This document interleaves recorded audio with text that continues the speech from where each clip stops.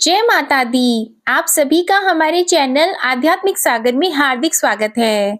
आप सभी को माघ मास की गुप्त नवरात्रि की हार्दिक शुभकामनाएं। इस साल माघ मास के गुप्त नवरात्रि की शुरुआत 10 फरवरी 2024 से हो रही है और इसका समापन 18 फरवरी को होगा। गुप्त नवरात्रि में माँ की 10 महाविद्याओं की पूजा अर्चना की जाती है। तंत्र मंत्र सीखने वाले साधकों के लिए गुप्त नवरात्रि बेहद खास होती है। माना जाता है कि माघ गुप्त नवरात्रि के दौरान जो भक्ति और विधि विधान के साथ और नियमों से व्रत रखते हैं और पूरे 9 दिन तक माँ दुर्गा के 9 स्वरूपों की पूजा करते हैं, माँ अम्बे की कृपा से उनकी सभी मनोकामनाएं पूर्ण हो जाती हैं। आज की इस वीडियो में आप जानेंगे गुप्त नवरात्रि की पूजन सामग्री, पूजन विधि और व्रत कथा। गुप्त नवरात्रि के दौरान माता रानी की विधि पूर्वक पूजा करने के लिए भक्तों को कुछ पूजन सामग्री की जरूरत होती है। आज गुप्त नवरात्रि शुरू होने वाली है, ऐसे में आपको इन पूजन सामग्रियों को इकट्ठा कर लेना चाहिए। तो आइए जानते हैं पूजन सामग्री की लिस्ट।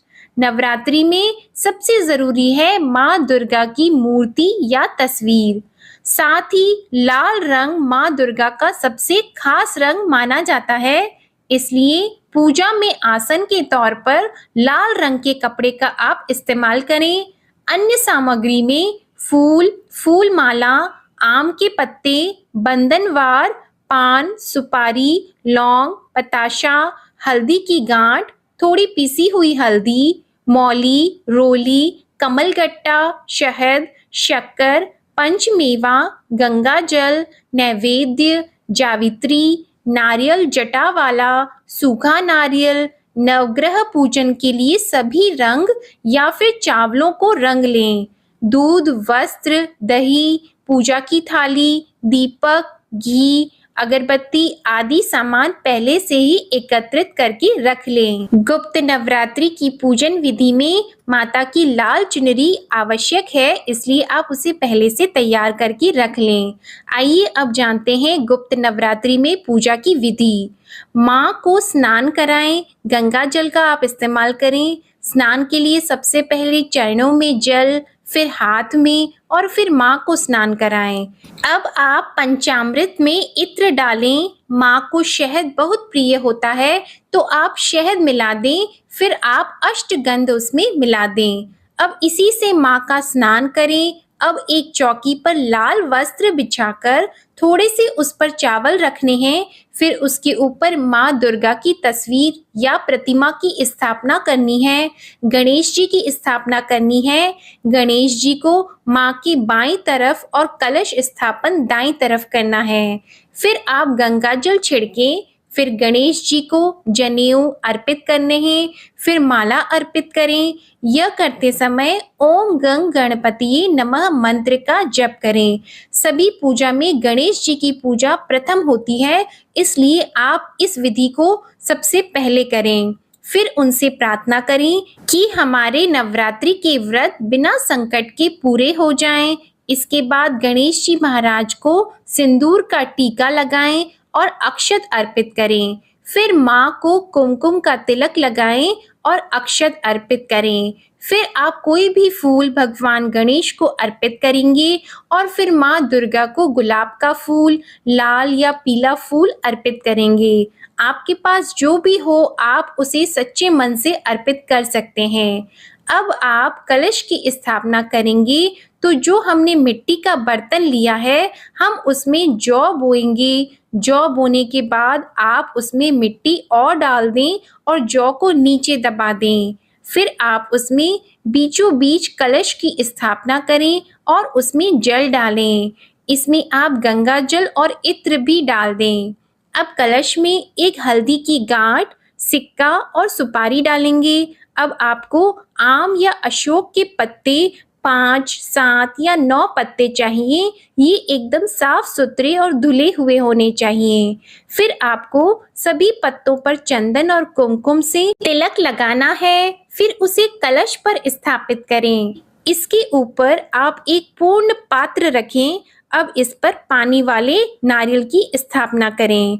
नारियल पर एक चुनरी भी आप लपेट दें और कलावे से उसे बांध दें। अब आपको नवग्रह बनाने हैं।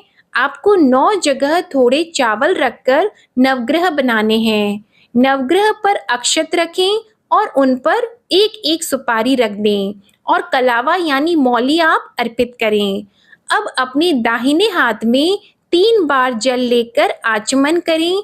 इसके बाद आपको जल, पुष्प और अक्षत लेकर व्रत का संकल्प करना है। अखंड दीप जलाने से पहले आप अक्षत नीचे रखकर अष्टदल कमल बना लें। फिर उस पर अखंड दीपक जलाएं और माँ को आप जो भी पूजन सामग्री अर्पण करना चाहते हैं उसे अर्पण करें। तो ओम दुम दुर्गाय मंत्र का जाप भी करें। धूप दीप जलाकर माँ को श्रृंगार की 16 सामग्री अर्पित करें। आप दुर्गा सप्तशती की पूजा करें और पाठ भी पढ़ें। आप माँ को फल और मिठाइयों का भोग लगाएं। आप पान, सुपारी, पताशे का भोग लगा सकते हैं। आपको माँ की तस्वीर या मूर्ति में अस्त्र शस्त्र की भी तिलक करना है। आरती करने से पहले आपको अग्यारी जलानी है। अग्यारी जलाने के लिए दीपक में कपूर रखकर जलाएं। उसमें आप लौंग का एक जोड़ा घी में डुबाकर पताशा रखकर जलाना है। सभी देवी देवताओं की पूजा करें और अंत में माँ दुर्गा की आरती करें। तो इस प्रकार से आप पूजा करके अपनी नवरात्रि की पूजा को संपन्न करें। कुछ लोगों को यह भी प्रश्न होता है कि पूजा के बाद कलश के जल का क्या करें। तो आप जो कलश का जल होता है उस जल को उन पौधों में अर्पित कर दें जो जमीन पर हैं। गमले के पौधे में आपको अर्पित नहीं करना है, जमीन के पौधों पर अर्पित करना है। पानी बाहर नहीं बहना चाहिए। लोगों को पानी पर मोहर नहीं लगानी चाहिए। आप तुलसी या किसी अन्य पौधे को जल अर्पित कर सकते हैं। और नवरात्रि से पहले ही आपके मासिक धर्म की शुरुआत अगर हो चुकी है तो आपको व्रत नहीं करने चाहिए। फिर भी यदि आपको व्रत करने का संकल्प आप ले चुके हैं तो पूजा स्वयं ना करें, इसकी बजाय घर के किसी अन्य व्यक्ति से पूजा करवा सकते हैं। दुर्गा सप्तशती का पाठ करने और सुनने से आपको व्रत का पूर्ण फल प्राप्त होता है। और जो लोग नवरात्रि के दौरान उपवास करते हैं या 9 दिनों तक पूजा करते हैं उन्हें नींबू नहीं काटना चाहिए। नींबू काटने से उन्हें बचना चाहिए क्योंकि नवरात्रि में नींबू को काटना अशुभ माना जाता है। अब आप ये भी जान लें कि जो पूजा में कलश रखा जाता है उसे बिना नारियल के भी रख सकते हैं या नहीं। तो ऐसा है कि जिस कलश में नारियल नहीं रखा जाता है उस कलश में भगवान का वास नहीं हो सकता और ऐसी पूजा भी पूर्ण नहीं मानी जाती है। और नवरात्रि के दौरान जब भी आप कलश पर नारियल रखें तब इसका मुख पूजा करने वाले व्यक्ति की तरफ होना चाहिए। इस बात का विशेष रूप से ध्यान रखें। अब आप सुने गुप्त नवरात्रि में प्रतिदिन सुने जाने वाली व्रत कथा। पौराणिक कथा के अनुसार एक समय ऋषि श्रृंगी भक्त जनों को दर्शन दे रहे थे कि अचानक भीड़ से एक स्त्री निकलकर आई और करबद्ध होकर ऋषि श्रृंगी से बोली कि मेरे पति दुर्व्यसनों से सदा घिरे रहते हैं, जिस कारण मैं कोई पूजा पाठ नहीं कर पाती हूँ। धर्म और भक्ति से जुड़े पवित्र कार्यों का संपादन भी नहीं कर पाती हूँ। यहाँ तक कि ऋषियों को उनके हिस्से का अन्न भी समर्पित नहीं कर पाती हूँ। मेरा पति मांसाहारी है, जुआरी है, लेकिन मैं माँ दुर्गा की सेवा करना चाहती हूँ। उनकी भक्ति साधना से अपने और परिवार के जीवन को सफल बनाना चाहती हूँ। ऋषि श्रृंगी महिला के भक्ति भाव से बहुत प्रभावित हुए। ऋषि ने उस स्त्री को आदर पूर्वक उपाय बताते हुए कहा कि वासंतिक और शारदीय नवरात्रों से तो आम जनमानस परिचित हैं, लेकिन इसके अतिरिक्त 2 नवरात्रि और भी होते हैं जिन्हें गुप्त नवरात्रि कहा जाता है। ऋषि श्रृंगी ने आगे कहा कि लोभी, कामी, व्यसनी, मांसाहारी अथवा पूजा पाठ न कर सकने वाला भी यदि गुप्त नवरात्रों में माता की पूजा करता है तो उसे जीवन में कुछ और करने की आवश्यकता ही नहीं रहती। उस स्त्री ने ऋषि श्रृंगी के वचनों पर पूर्ण श्रद्धा करते हुए गुप्त नवरात्रि की पूजा की।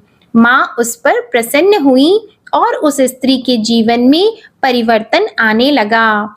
उसके घर में सुख शांति आ गई और उसका पति जो गलत रास्ते पर था वह भी सही मार्ग पर आ गया। गुप्त नवरात्रि पे माता की आराधना करने से उनका जीवन पुनः खिल उठा। बोलो माता दुर्गा की जय। उम्मीद है आपको यह वीडियो और ये जानकारी पसंद आई होगी। अगर आपको ये वीडियो पसंद आया हो तो वीडियो को लाइक करके चैनल को जरूर सब्सक्राइब करिएगा और कमेंट सेक्शन में माता रानी की जय लिखना मत भूलिएगा। जय माता दी।